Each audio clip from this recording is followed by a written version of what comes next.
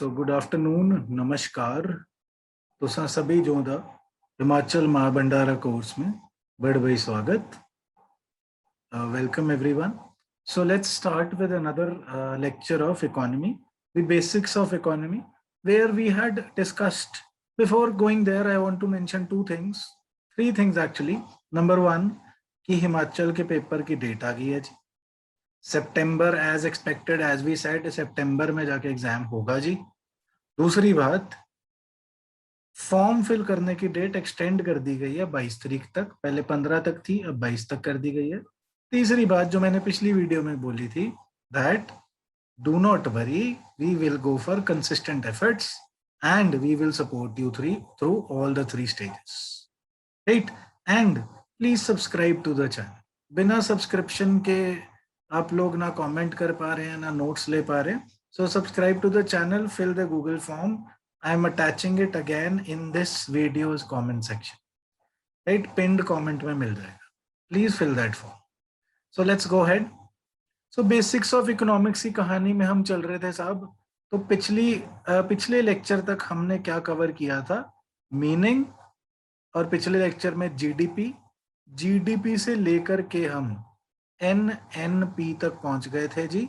NNP या MP market price को हमने बोला था नेशनल इनकम, एनवाई लिखते हैं, वाई इनकम होता है इकोनॉमिक्स में, national income, right. So now beyond that the next concept is again continuing with this topic, measuring economic growth. So next concept within that GDP was potential GDP. ये ना बहुत मुश्किल होता है अगर हम इसे टेक्निकली समझाएं। It is the level of output that an economy can produce without inflating the economy. बता गया भाई, चला गया भाई, समझ तो आया ना भाई? मुझे भी नहीं आया था यार। देखो इसे एग्जांपल से समझते हैं। अब एक है जी बड़ा तगड़ा आदमी, बहुत ही डोले शोले वाला आदमी है हमारे पास, बहुत ही तगड़े मोटे मोटे डोले हैं इसके पास यहाँ पे, राइट। और एक है बिल्कुल ही पतलू सा आदमी बेचारा। अब ये दोनों इकट्ठे जिम ज्वाइन कर लेते हैं जी, दे ज्वाइन अ जिम। सो अब ये लड़का तो पहले ही तगड़ा है, इज वेरी स्ट्रॉन्ग, हेरिडिटी तगड़ी है, ये बेचारा पतला सा। बट इसके चक्कर में, इसको देखते हुए, तगड़े लड़के को देखते हुए, ये पतला लड़का भी पहले दिन ही जाके 25 kgs के डंबल मारने लग जाता है। चलो 25 kilo. So what happens? The next day, this पतले वाला बंदा does not appear in the gym. Why? Because his body is now overloaded, overheated, and he's down on the bed. So similarly like this boy, similarly like this पतले वाला boy, or similarly like that तगड़े वाला boy, everybody has a potential. आप लोग gym जाएंगे तो शायद मेरे से ज्यादा वजन उठा लें, मैं जाऊंगा तो नहीं उठा सकता, अपना अपना पोटेंशियल है ना। तो अगर मैं पोटेंशियल से ज्यादा उठाऊंगा तो ओवर हीट हो जाऊंगा, अगर मैं पोटेंशियल से कम उठाऊंगा तो कोई फर्क नहीं पड़ेगा जल्दी, राइट। सो ऐसे ही जैसे आदमी का पोटेंशियल है सर, वैसे ही एक इकोनॉमी का भी पोटेंशियल होता है। आदमी का पोटेंशियल किस पे डिपेंड कर रहा है? कैसी उसकी हेरिडिटी है, क्या उसकी एज है, क्या उसका बॉडी मेकअप है, राइट, ऑल दैट। इकोनॉमी का पोटेंशियल किस चीज पे डिपेंड करेगा सर? इकोनॉमी का करेगा कि इंफ्रास्ट्रक्चर कैसा है, इंफ्रास्ट्रक्चर, लोगों के पास स्किल्स कैसी हैं, गवर्नेंस कैसी है, right, and past history, all those things which actually affect an economy. So जैसे बंदे का पोटेंशियल वैसे इकोनॉमी का पोटेंशियल। और सिमिलर केस में अगर इकोनॉमी अपने पोटेंशियल से ज्यादा ग्रो करेगी तो उसमें इन्फ्लेशन हो जाएगी, ओवरहीट हो जाएगी, फिर इन्फ्लेशन और ओवरहीट होके अपने आप फिर बेड पे पड़ जाएगी, राइट। और अगर पोटेंशियल से ग्रो कम करेगी तो लोगों में रिजेंटमेंट रहेगी, यार कोई फायदा ही नहीं हो रहा। So potential GDP, let's look at the definition now. Potential GDP is level of output of an economy that can be produced without inflating the economy, sir. Without inflating the economy. Without. Learn the, please mention the word without. Emphasize on this word. It is the highest level of real. Please. Real was what? Please comment. I taught you in the last video. So real GDP that can be sustained. एक दिन तो आपने 25 kilo का dumbbell उठा लिए but sustain नहीं कर पाए. सो जो हाईएस्ट मेजर आप सस्टेन कर पाओ, जो इकोनॉमी सस्टेन कर पाए, that is potential. And depends upon what factors like infrastructure, human capital, right? All those factors. And if actual GDP rises and stays above the potential output, it is inflationary. फिर overheat हो जाएगी और अपने आप ही demand supply को exceed कर जाएगी. फिर क्या होगा? प्राइस राइज होने लग जाएगा. अगर डिमांड बहुत ज्यादा हो, आप सारे लोग प्यासे हैं और मेरे पास एक ही पानी की बोतल है, मैं पानी बेचने वाला हूँ और कहीं पानी नहीं है दुनिया में, अब चाहे मैं लाख रुपए की बोतल बेचूं. सो डिमांड बहुत ज्यादा, सप्लाई कम, एकदम से डिमांड बढ़ गई, सारा पानी सूख गया, एक बोतल रह गई. So then this would lead to overheating and this would lead to demand exceeding supply.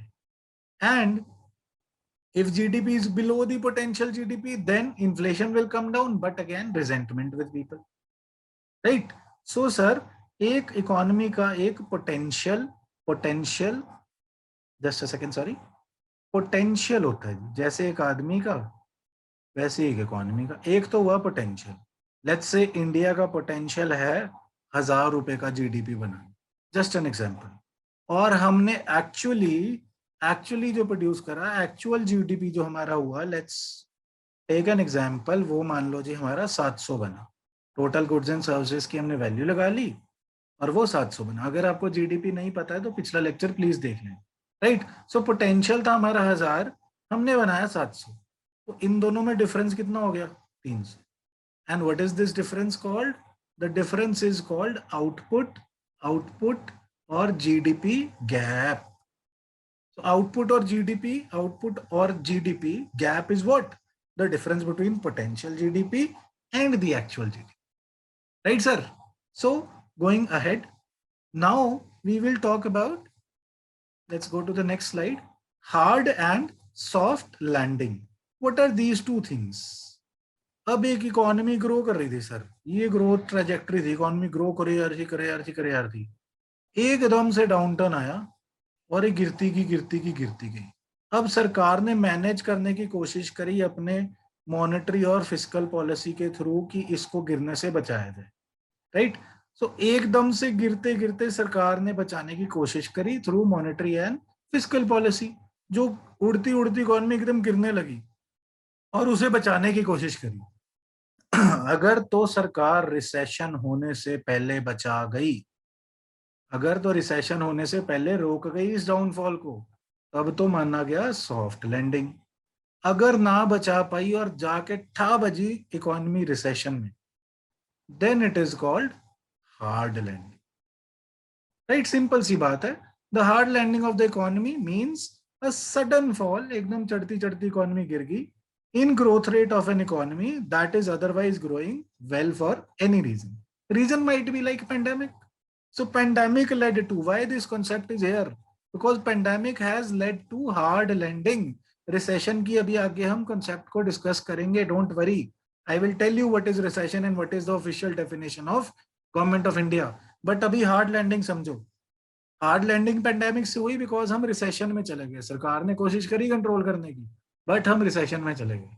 सो जब ग्रोथ चलती एकदम से ठा नीचे गिर गई और नीचे जाते रिसेशन तक उसे नहीं रोका गया, तो वो हार्ड लैंडिंग. अगर रोक लिया गया then it is soft landing, right? These are typical terms in economics.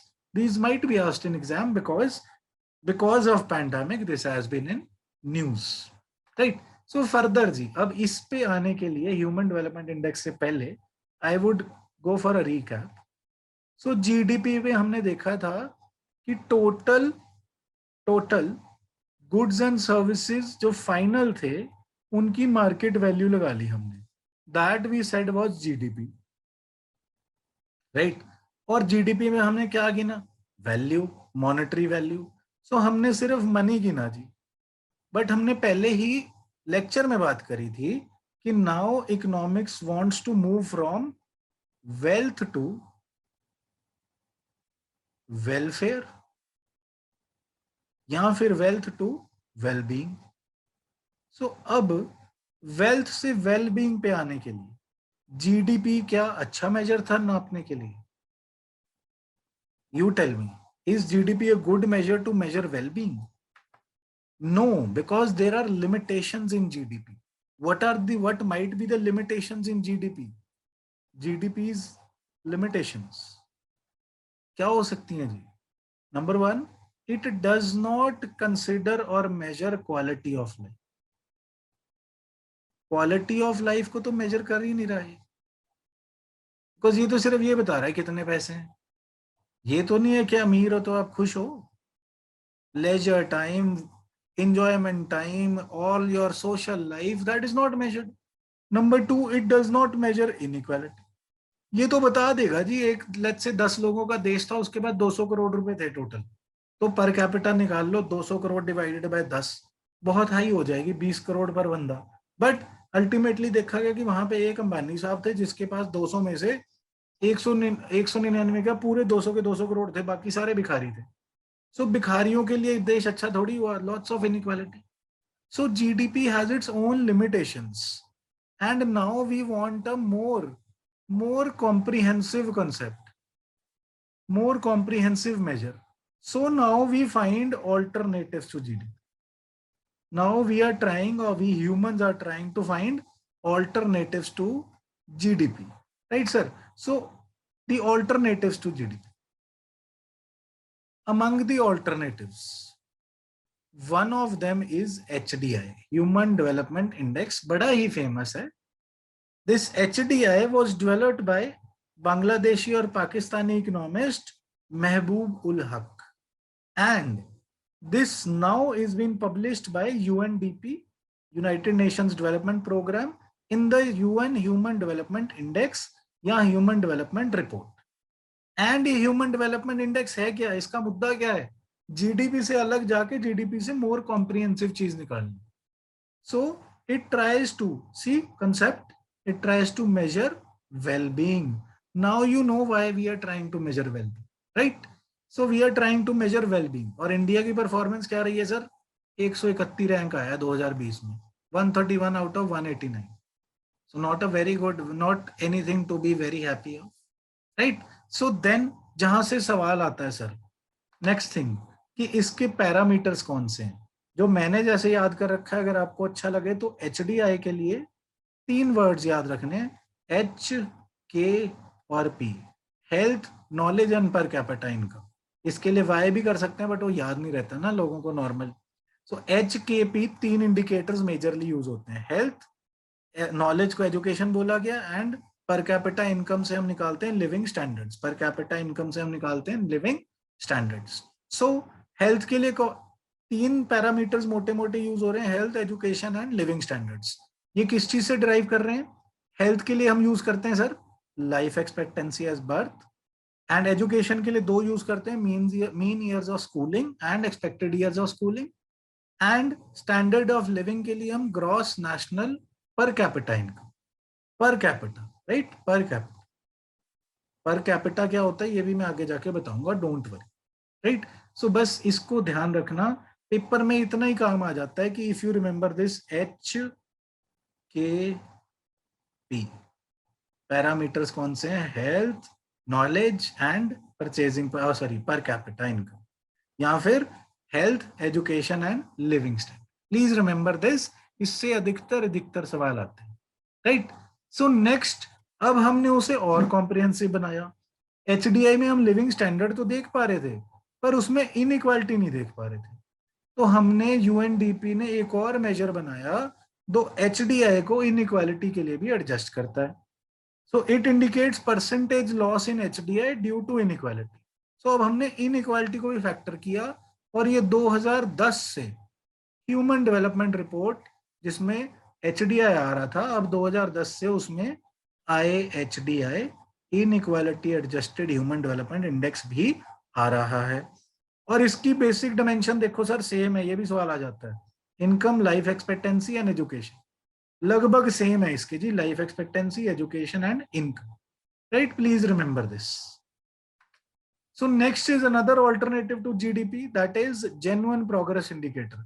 अगर आप इनका मुद्दा समझ जाए ना भी क्यों कर रहे हैं हम ये, हम वेल्थ से वेलबींग की तरफ जाने की कोशिश कर रहे हैं, इसलिए हम ये चीजें मेजर करने की कोशिश कर रहे हैं, right? So genuine progress indicator क्या है? Again trying to measure something more than just money. So it is a metric that is designed to take fuller account of well-being of a nation, only a part of which pertains to size of nation's economy. So पैसे को एक part बना लिया, पूरी जिंदगी नहीं बना लिया. ये मेरा दूसरे सब लोगों से, दूसरा सब से, और इवन मेरे भाइयों से भी ये एक अर्ज है, एक रिक्वेस्ट है कि पैसा ही जिंदगी नहीं होता यार. सिर्फ पैसा इकट्ठा करने के लिए किसी के साथ फ्रॉडुलेंट प्रैक्टिस नहीं करनी चाहिए. जितना पैसा फ्रॉड से, किसी को धोखे से, किसी को झूठ बोल के कमाओगे, वो सारा का सारा चला जाएगा, देख लेना, राइट? सो इन्होंने भी यही बात करी है, genuine progress in not only money, it also incorporates environmental and social factors which are not measured by GDP. So genuine progress indicator includes environmental and social factors. For example, अभी lockdown खुला sir, सो हिमाचल में गाड़ियों की line लगी. अब economically गिनो तो बहुत अच्छी बात है, टूरिस्ट आएगा, खर्चा करेगा, बट जीडीपी तो कहेगा बहुत अच्छा जीडीपी चल रहा है, but what happens to environmental and social problems? Himachal वाले हमारे भाई अपने खुद के घर से ट्रैवल नहीं कर पा रहे, शिमला वाले भाई, लाइनें लगी हुई है गाड़ियों की, और टूरिस्ट फिर आते हैं हमारे हिमाचल को, कुछ समझते नहीं, गंद फेंक के चले जाते हैं. Then they will not behave as the Himachalis do. They will not take care or love the mountains as we Himachalis do. Right? So इसके बहुत सारे फैक्टर्स हैं, बट ये याद करने की ज्यादा जरूरत नहीं है, because they do not come in to the exam because they are too much. But अगर गेस करने की लोड पड़े तो सोशल पोल्यूशन भी नाप रहे हैं हम जी, वाटर पोल्यूशन भी नाप रहे हैं. So these are all are the factors. You may read them, but don't ratify. God, get the concept, bus. So what does it aim to achieve? Achieve genuine progress indicator. It separates the concept of societal progress from economic growth. तो ये बोल रहे हैं कि पूरी wholesome measurement के लिए सिर्फ इकोनॉमी नहीं, सोशल एंड एनवायरमेंटल फैक्टर भी देखने चाहिए, right? Another alternative which became famous was social progress index. मुद्दा समझ गए ना ये क्यों आ रहा है? बाकी सारे तो इसके ऑल्टरनेटिव्स हैं जीडीपी के. So it measures the extent to which countries provide for social and environmental needs of their citizens. Right? Again, social and environmental को include कर लिया. और इसमें जो जरूरी है वो ये, who publishes it? Social Progress Imperative एक नॉन प्रॉफिट ऑर्गेनाइजेशन है, SPI, वो पब्लिश करती है. एंड इसके बेसिक पैरामीटर्स कौन से जी, डायमेंशंस कौन से? Basic human needs, foundations of wellbeing and opportunity. बाकी ये सारी चीजें हमने मेंशन तो कर दी है, बट ये चीजें यार रट्टा नहीं मारना, इस पे क्वेश्चन जनरली नहीं आता. सो सब कुछ नहीं याद करना, डायमेंशन तक याद हो जाए, कौन पब्लिश करता है याद हो जाए, और क्यों आ रहा है कंसेप्ट पता, that's enough, right? Then green GDP, एक बार हमने पहले भी बात करी थी. What does green GDP mean? जो ग्रीन पेन से लिख दिया जीडीपी, ग्रीन जीडीपी हो गया? नहीं ना. सो ग्रीन जीडीपी क्या है जी? जीडीपी में से हम इन्वायरमेंटल कॉस्ट को सब्सट्रैक्ट कर लेंगे और उसे भी कंसिडर करेंगे. It is an index of economic growth where environmental consequences are factored in. So कैसे करेंगे जी? फॉर एग्जाम्पल बड़ा अच्छा एग्जाम्पल है, आज के दिनों में आपको समझ आए. ये रहा हमारा, चलो ये पेड़ नहीं बनाते, हम हिमाचल वाला पेड़ बना लेते हैं. सो ये रहा जी हमारा एक अच्छा सा पेड़ जो हमारे पहाड़ों में लगे होते हैं, राइट? सो अब इस पेड़ ने क्या बनाया? ऑक्सीजन, है ना? दे मैन्युफैक्चर और they produce oxygen during photosynthesis, we know that, right? नहीं पता तो साइंस क्लासेस में होगा, डोंट वरी. सो ऑक्सीजन बनाया जी इसने. लेट्स से हमने एक फैक्ट्री लगा ली जो इसकी बनाई हुई ऑक्सीजन को यूज करती है और उससे गुड्स एंड सर्विसेज बनाती है. लेट्स से उसने, फैक्ट्री ने गुड्स बनाए, लेट्स से 100 रुपए के, just an example. Let's say ji factory ने गुड्स बनाए 100 रुपए के, 1000 रुपए के मान लेते हैं.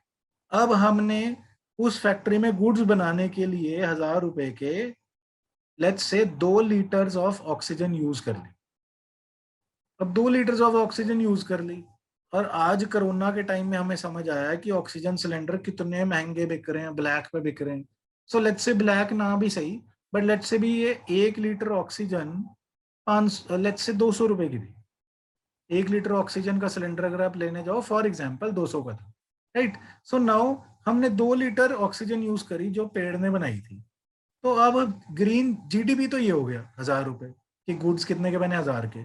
ग्रीन जीडीपी क्या करेगा, इसमें से 2 लीटर ऑक्सीजन जो पेड़ ने बनाई, इकोलॉजिकल सर्विस की कॉस्ट को माइनस कर देगा। तो 1 लीटर 200 की थी, 2 लीटर कितने की हुई, 400 की। तो ग्रीन जीडीपी कितना आ गया, 600।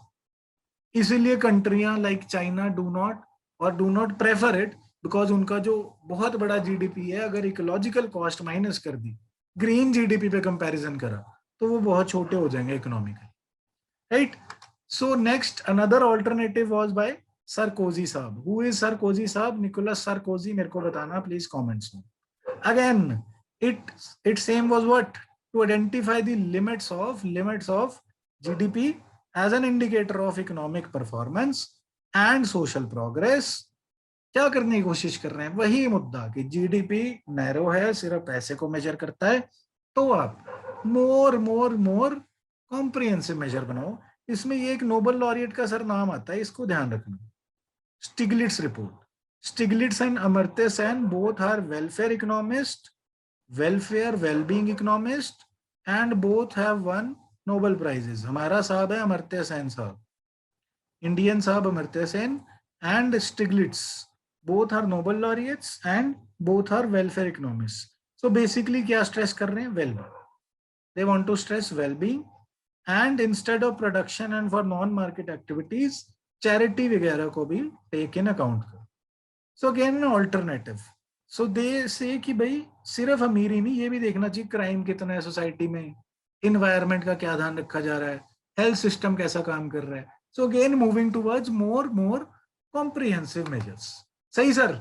अब ये भूटान के किंग ने हमारी पार्टनर मूवी का डायलॉग ला दी, खुशी, इतनी खुशी, इतनी खुशी, बस इतनी खुशी भाई। तो इन्होंने खुशी बोला कि जिंदगी का एम है जी खुशी। ये भूटान के किंग साहब हैं, नाम याद रख लेना, वैसे स्पेलिंग नहीं आते, प्रीलिम में आइडेंटिफाई हो जाता है। भूटान के किंग है जिग्मे सिंह वांगचुक। ये थोड़ा 3 इडियट्स में आमिर खान का नाम कुछ ऐसा था ना, फुनसक, नहीं, आई थिंक सो फुनसक वांगडू, नहीं, सो सॉरी, मूवी देखे काफी टाइम हो गया तो निकल गया। सो आमिर खान जैसा नाम लग रहा है ना। सो जिग्मी सिंह वांगचुक ने बोला हम खुशी नापेंगे जी, हमें पैसा नहीं चाहिए, हम तो अपने देश को खुशी के हिसाब से नापेंगे कि कितने लोग खुश हैं। तो खुशी नापने के लिए इन्होंने इंडिकेटर निकाले कि खुशी sustainable and equitable socio economic growth हो, कि सब ठीक ठाक कमा रहे हैं और सब बराबर हैं तो लोग ज्यादा खुश होते हैं। तो मेजर करो भी कितनी इक्वालिटी और सस्टेनेबिलिटी है। और अगर इन्वायरमेंट स्वच्छ हो, स्वच्छ हवा मिल रही हो, पोल्यूशन कम हो, तो लोग खुश होते हैं। Preservation and promotion of culture, कि भाई ठीक है दिवाली मनाई जा रही है, दशहरा मनाया जा रहा है तो लोग खुश होते हैं। And most important good governance. So ये 4 फैक्टर से इन्होंने क्या कोशिश करा, ग्रॉस नेशनल हैप्पीनेस, खुशी को मेजर करा। सो जीएनएच का concept is that true development takes place when material and spiritual development occur side by side. So Shri Shri Ravishankar से पहले आर्ट ऑफ लिविंग ये साफ करा रहे हैं कि ग्रॉस नेशनल हैप्पीनेस नापो जी। देन भूटान के कहने के बाद से सर, भूटान के कहने के बाद से फिर ये वर्ल्ड हैप्पीनेस रिपोर्ट भी आने लगी। वर्ल्ड हैप्पीनेस रिपोर्ट कौन पब्लिश कर रहा है, again United Nation sustainable development solution network.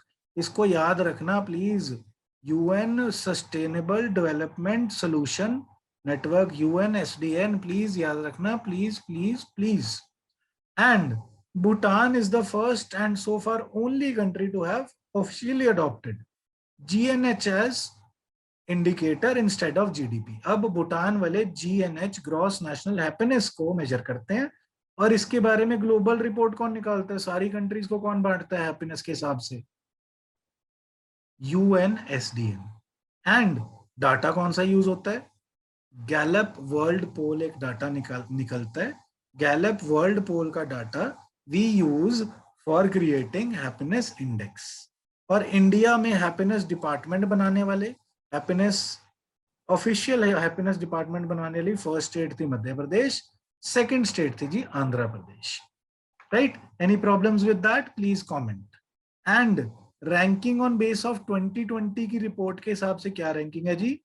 सबसे खुश दुनिया में कौन सी नेशन है? What do you think? It is Finland, Iceland, Denmark. तो सबसे ज्यादा खुश फिनलैंड है। इंडिया 92 रैंक पे जी। हम तो बांग्लादेश से भी कम खुश हैं इनके हिसाब से, right? So why are we not happy? Because we are too greedy, we do not want to help others. As Gandhi said, if you want to find yourself, lose yourself in the service of others. That is what we are trying to follow, right? So next another alternative sir, environmental performance index। इसका भी publisher जानना बहुत जरूरी है। Yale center for environmental law and policy, Columbia university, and most important is this, world economic forum. Please WEF as the publisher of environmental performance index याद रखना। और ये करता क्या है जी? It ranks countries performance on high priority environmental issues in two areas, दो areas में, protection of human health and protection of ecosystem। So health plus ecology दो चीजों को measure कर रहा है जी। And also includes factors like tree cover and reduction in carbon intensity, right? इनके हिसाब से सबसे अच्छी परफॉर्मेंस किसकी है? Denmark. India again very poor performance, right sir? So next, purchasing power parity, अच्छा कंसेप्ट है। This is a measure of again measuring economic growth और measuring economics, basics of economy में पीपीपी का concept, purchasing power parity. Please इसे private public private partnership नहीं मानना। सो purchasing power parity का क्या मतलब? हम पहले इस बिग मैक इंडेक्स पे चलते हैं, इससे ज्यादा अच्छे से समझ आएगा। सो लेट्स से, अब ये बिग मैक क्या है? बिग मैक इज मैकडीज का burger, big Mac is McD's का बर्गर, राइट? सो ये बर्गर लेट्स से यूएस में $2 का है, just an example. Let's say US में $2 का है जी। जस्ट अ सेकंड, थोड़ा खराब सा हो रहा है, जस्ट अ सेकंड। सो ये बिग मैक इंडेक्स में बिग मैक बर्गर हम कंसिडर कर रहे हैं, बिग मैक जो मैकडीज का बर्गर है। एंड लेट्स से ये बिग मैक यूएस में $2 का है, राइट? और इंडिया में यही big Mac let's say ji 60 rupees का। सो जो सामान आपको यूएस में $2 का मिला, 2 करेंसी यूनिट्स का मिला, इंडिया में 60 करेंसी यूनिट का मिला, तो अल्टीमेटली हमारा एक्सचेंज रेट इसके हिसाब से कितना होना चाहिए कि जो सामान आपका $2 में आता है हमारा 60 रुपए में आता है, तो एक्सचेंज रेट कितना होना चाहिए एक्चुअली? 60/2 30। सो परचेजिंग पावर पैरिटी क्या कह रहा है कि मैं 30 रुपए में उतना सामान खरीद सकता हूँ जितना आप $1 में खरीदते हो, या 60 रुपए में उतना खरीद सकता हूँ जितना मैं आप $2 में अमेरिका में खरीदते हो। बट 30 रुपए तो एक्सचेंज रेट है नहीं, 75 रुपए। वो क्या है? That is market influence. But ये नहीं है कि आप वही चीज जो इंडिया में 75 रुपए की खरीद सकते हो, वही चीज आपको $1 की यूएस में मिल जाए। तो real purchasing power of money कैसे देखें? तो इसलिए हम परचेजिंग पावर पैरिटी यूज करते हैं। It is defined as the number of units of a country's currency required to buy the same amount of goods and services in the domestic market as $1 would buy in the US or any other country for that matter, any other currency dollar तो US में, right? कोई भी currency से हमारी currency को अगर purchasing power पे compare करा जाए, that is purchasing power parity. कि अगर एक बर्गर, उसको मेजर करने के लिए एक इंडेक्स बनाया गया, big Mac index, one of the indexes, there are many others, कि एक बर्गर अगर यूएस में $1 का आ रहा है, $2 का आ रहा है हमारे एग्जाम्पल में, और इंडिया में 60 रुपए का हो रहा है, तो हमने मानना भाई 30 रुपए एक्सचेंज रेट है। अब आपने सी सेट क्वालिफाई करना है। आप बताओ, लेट्स से भाई पाउंड में एक big Mac burger, let's say भाई 5 पाउंड का आ रहा है और इंडिया में 1000 रुपए का आ रहा है, जस्ट एन एग्जाम्पल। 5 पाउंड का आता है और इंडिया में 1000 का आता है, तो इसके हिसाब से 1 पाउंड कितने का होना चाहिए पीपीपी? राइट सर, प्लीज मेरे को मेजर करके कमेंट करना जी answer. So next are business cycles. ये इकोनॉमिक्स में हमें जरूर पता होना चाहिए कि बिजनेस कभी भी बिल्कुल सीधा या बिल्कुल नीचे नहीं चलता। It doesn't grow like this, it doesn't just reduce like this, it always has cycles. So normal trend line ये वाली, फिर ये बिजनेस एक्सपैंड कर रहा है, पीक पे पहुंच गया, थोड़ा सा नीचे जा रहा है, अगर ज्यादा नीचे चला गया तो रिसेशन, अगर बहुत नीचे चला गया तो डिप्रेशन, देन ये रिकवर करेगा जी, right. So business cycles would be boom recession, boom recession, boom recession, boom recession. But अगर हम इसे कंट्रोल ना कर पाए तो ये और नीचे चला जाएगा, दैट वुड बी डिप्रेशन। फिर हम भी और इकोनॉमी भी दोनों डिप्रेशन में आ जाएंगे। सो इंडिया ने ऑफिशियली फर्स्ट वेव की रिसेशन को काउंटर करके फिर टुवर्ड्स रिकवरी ले आए थे हम लोग। अभी सेकेंड वेव का डाटा आना बाकी है, जब आएगा उसकी बात करेंगे। But first wave of pandemic यहाँ पे रिसेशन से हम वापस ले गए थे, डिप्रेशन में नहीं जाने दिया, right. So going further, what is recession? Recession is an economic contraction. कि आपका लेट्स से 100 रुपए जीडीपी था जी, अगली बार कितना रह गया 98, तो -2 हो गया, this would be recessionary trend. और इंडिया में क्या माना जाता है recession? Official definition 2 quarters, 2 quarters of negative growth is officially today considered recession, right? अगर एक बार आपने एक क्वार्टर में मेजर करा, पिछले में 100 रुपए था जीडीपी, अगले में 98 हो गया, तो आपका क्या रहा? -2, है ना। सो आपका 100 रुपए से घट के 98 हो गया, so now your growth is negative -2। Then अगली बार अगले क्वार्टर में भी 98 से लेके 96 हो गया, सो अगेन -2।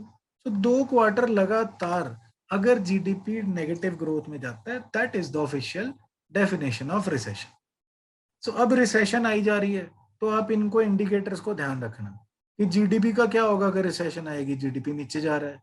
इन्वेस्टमेंट को क्या होगा? कम हो रही है। और जो पेंडेमिक में हो रहा था, अनएम्प्लॉयमेंट राइज हो रही है, ये सवाल हाईली लाइकली है, प्लीज ध्यान रखना इस पे कि रिसेशन के कौन से फीचर हैं सर। सो रिसेशन आ रहा है, जीडीपी नीचे, इन्वेस्टमेंट नीचे, कैपेसिटी यूटिलाइजेशन कम, अनएम्प्लॉयमेंट ऊपर, बिजनेस प्रॉफिट कम। इन्फ्लेशन का क्या होगा? चीजें सस्ती होंगी, महंगी थोड़ी होंगी, कोई खरीद ही नहीं रहा। फिर गवर्नमेंट क्या करेगी? Government expansionary macro economic policy लेके आएगी। Expansionary macro economic policy, money supply increase करना, गवर्नमेंट स्पेंडिंग इंक्रीज करना, टैक्सेशन कम करना। सो बट ये सारी चीजें हम आगे जाके फिस्कल एंड मॉनेटरी पॉलिसी में डिटेल में करेंगे। अगर आपको पता है तो प्लीज समझ लेना इन्हें, नहीं तो मैं समझाऊंगा डेफिनेटली, राइट। सो एक्सपेंशनरी मॉनेटरी पॉलिसी करी रिसेशन को सॉल्व करने के लिए, बट अगर फिर भी रिसेशन सॉल्व ना हुआ, तीसरा और चौथा क्वार्टर फिर से नेगेटिव ग्रोथ हुआ, तो हम उसे कहते हैं double dip recession.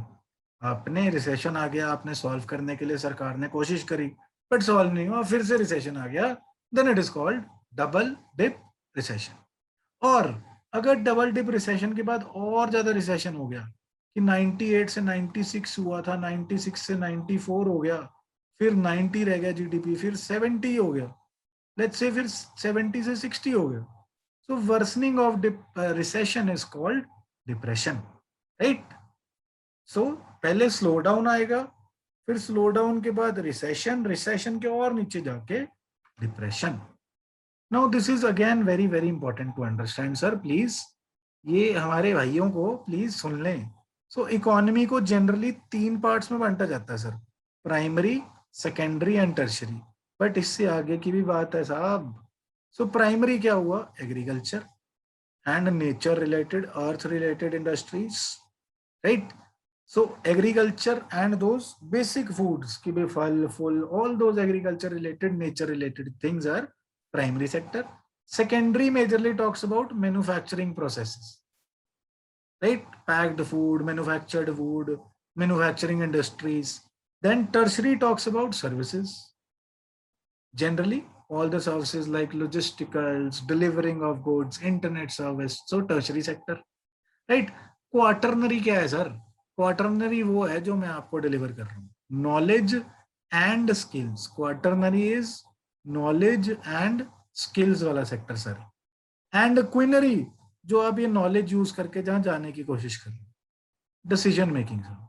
So quinary is decision making का अगर आप पार्ट हो, डिसीजन मेकिंग का, then you are part of quinary sector. So आप मेरी दी हुई नॉलेज को यूज करके अपनी करी हुई मेहनत के साथ नॉलेज से क्वाटरनरी से क्विनरी में जाने की कोशिश कर रहे हो sir. Please remember it like this, right. So next are some terms. Developed country, developing country क्या होता है सर? सो हमने जो पीछे सेक्टर्स करे, एक कंट्री डेवलप कैसे होती है इकोनॉमी के हिसाब से. सो प्राइमरी सेक्टर सबसे पहले डोमिनेंट होता है. कोई भी इकोनॉमी स्टार्ट होती है तो जनरली पहले प्राइमरी सेक्टर डोमिनेंट होता है. जनरल कहानी, modelled approach. Then secondary sector, industrial growth होती है, जैसे इंग्लैंड में इंडस्ट्रियल रेवोल्यूशन आई. देन स्लोली टर्शरी सेक्टर सबसे डोमिनेंट हो जाता है. सो स्टेप वाइज है जी ये. नंबर 1 प्राइमरी सेक्टर डोमिनेंट होगा, फिर नंबर 2 सेकेंडरी या industrial, number 3 tertiary service sector dominant होगा. So developed country is post industrial growth. But अब आप कहोगे फिर तो इंडिया भी डेवलप्ड होना चाहिए, बिकॉज इंडिया में भी टर्शरी सेक्टर या सर्विस सेक्टर डोमिनेंट है. बट ऐसा क्यों नहीं है? बिकॉज इंडिया ने एक स्टेप मिस कर दिया. हम सीधा प्राइमरी से लेकर टर्शरी पे चले गए, हमारा सेकेंडरी सेक्टर कभी डोमिनेंट हुआ ही नहीं sir. So we are not a post industrialised nation, right. So what are we? Developing countries कौन सी हैं जो अभी डेवलपिंग के सेकंड नंबर पे पहुंच चुकी हैं, प्राइमरी से सेकेंडरी तक जा चुकी हैं जी, राइट. इंडिया यहाँ पे फॉल करता है, न्यूली इंडस्ट्रियलाइज्ड कंट्री. ये नई टर्म फाइंड आउट करी है. न्यूली इंडस्ट्रियलाइज्ड कंट्रीज वो हैं जो अभी राइजिंग है. इंडिया, चाइना को भी पहले कुछ साल तक इसमें कंसिडर करते थे, अब तो यूएस ने बोला यू आर डेवलप्ड सर, अब भीख मांगना बंद करो डेवलपिंग का, you are a developed country. So India, Brazil, these kind of countries are considered in this category. These categories are again general. They might change, they might be subjective and politicized as well, right. Then some terms such as first world, ये westerners का बनाया हुआ है कि western and civilised world first world है जी, communist world second world है, और जो बाकी रह गए जी बुखड़ बंगड़ वो third world, and fourth world बिल्कुल ही गरीब, right. Then least developed countries, again term. इन्होंने वर्ल्ड बैंक ने क्लासिफिकेशन कैसे दी है? पैसे के हिसाब से सर. सो पैसे के हिसाब से developed, developing and least developed का क्या मतलब है वो भी देख लेते हैं, कभी काम आ जाता है जिंदगी में, राइट. सो लो इनकम कंट्री कौन सी है जी? पर कैपिटा मेजर कर रहे हैं, again per capita in US dollar. So अगर आपकी पर कैपिटा इनकम $1005 से कम है पर ईयर, पर कैपिटा इनकम आपकी $1005 से कम है, then you are low income. अगर लो $1006 से $3955, 1006 to $3955 में, then you are a lower middle income country. India sir अब लोअर मिडिल इनकम कंट्री है. India comes over here. India is part of this indicator. Now we are no longer low income, we are low middle income. अपनी कितनी है जी about per capita income dollar terms में? If you know the latest stats, please give me the answer in the comment section. And then when you escape this 3955 से 3956 पे पहुंच जाते हो आप. So $12,235 तक पर कैपिटा इनकम, 12,235 तक आप upper middle income country. And when you even go beyond this, high income countries beyond $12,235 per capita income. That is the terminology by World Bank according to money and dollar per capita terms, right. So this is it for the day. Thank you so much for your immense love. Again, I would say please subscribe, please fill the Google form so that we can provide you notes. Bits and pieces approach will lead to delay in success. So thanking you a lot.